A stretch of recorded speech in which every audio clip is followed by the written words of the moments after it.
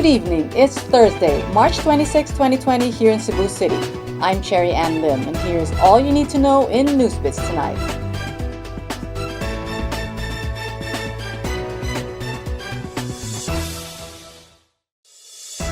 The province of Cebu and the cities of Cebu and Mandaue are now under enhanced community quarantine amid the prevailing threat of the coronavirus disease. Here's Chari Coronel for the details. Cebu Governor Gwendolyn Garcia has issued an executive order placing the entire province of Cebu under enhanced community quarantine effective March 30, 2020. The entry of international passengers in the province will be prohibited starting March 27, 2020. However, outbound passengers will still be allowed to leave the province. Movement of any and all cargoes will still be allowed.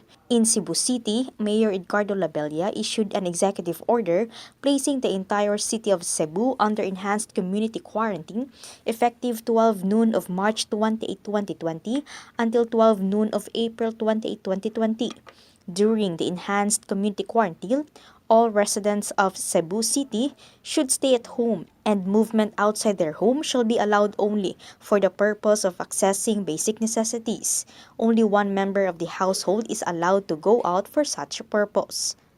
Exempted of the stay-at-home order are medical practitioners, officers, hospital staff, nurses and health volunteers, authorized national and local government officials and employees, drivers and personnel of delivery vehicles of all types of cargoes, construction workers duly authorized by the city government, accredited media personnel, farmers, fishermen, and agribusiness personnel, persons who seek medical attention or who are already admitted on any medical facility. Government offices providing basic services will continue operating provided they adopt alternative work arrangements pursuant to Civil Service Commission Memorandum. Meanwhile, Mandaue City Mayor Jonas Cortez has placed the entire city under enhanced community quarantine effective March 30. Cortez says they will distribute one quarantine pass for each household in the city. Per household, one designated person will be tasked to run errands in purchasing essential goods, food, and medicine. For those living away from the establishments like the market, pharmacy, and grocery stores, Cortez says the market is slowly accepting orders and will be delivered at their doorsteps. The delivery of the goods will be coerced through the barangays. Cortez says the city has provided buses to ply within the boundaries of his jurisdiction for the health workers to continue to report to work. Chari Coronel, NewsBits Tonight. Grocery stores and supermarkets will remain open despite the declaration of enhanced community quarantine in Cebu. The public is advised not to panic as there will be enough supply of basic commodities. Here's Kenneth Torres for the details.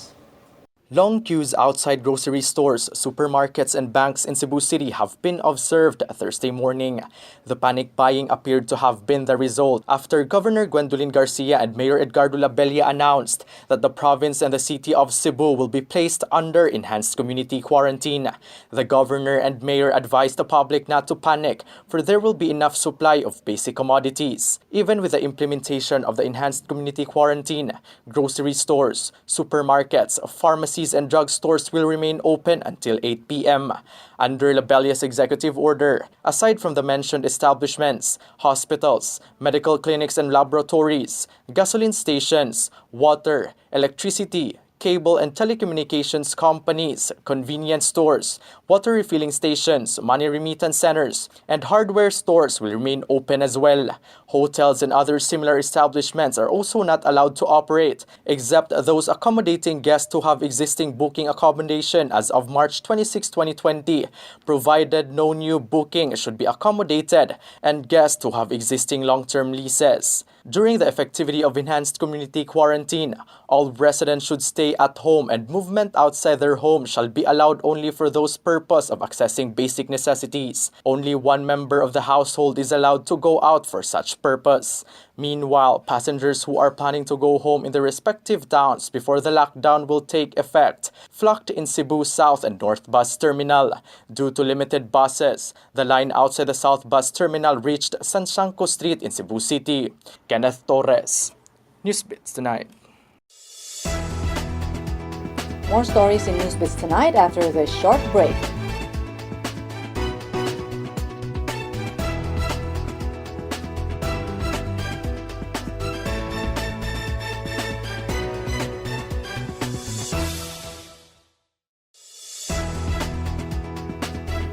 A total of 16 samples tested for the novel coronavirus at the Vicente Sotto Memorial Medical Center Subnational Laboratory are now awaiting confirmatory tests at the Research Institute for Tropical Medicine in Muntinlupa City. Here's Chari Coronel for the details. 8 new samples tested for novel coronavirus at Vicente Sotto Memorial Medical Center Subnational Laboratory are awaiting confirmatory test from the Research Institute for Tropical Medicine in Muntinlupa City. This brings the total number of tested samples awaiting confirmation to 16.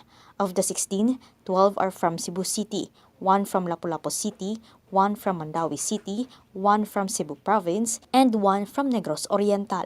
Department of Health Central Visayas Director Jaime Bernada says the 16 samples are considered presumptive cases. 5 more Filipino men, mostly middle-aged, and 2 elderly women were listed as the latest mortalities from the coronavirus disease, bringing the death toll in the country to 45 as of Thursday.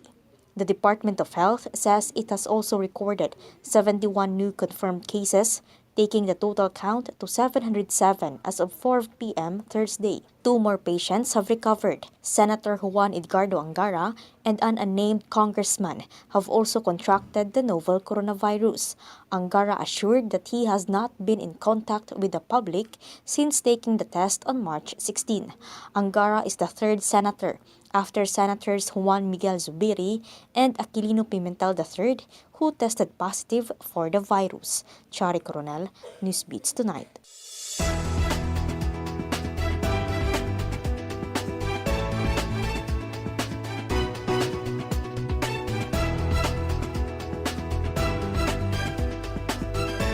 Our medical frontliners are in need of personal protective equipment, face masks, gloves, and food.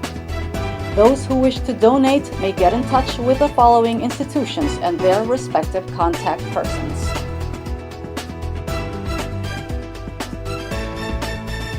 To get the latest, visit www.sunstar.com.ph. Follow us on our YouTube channel and official social media accounts on Twitter and Facebook. I'm Sherry Ann Lim. Good evening.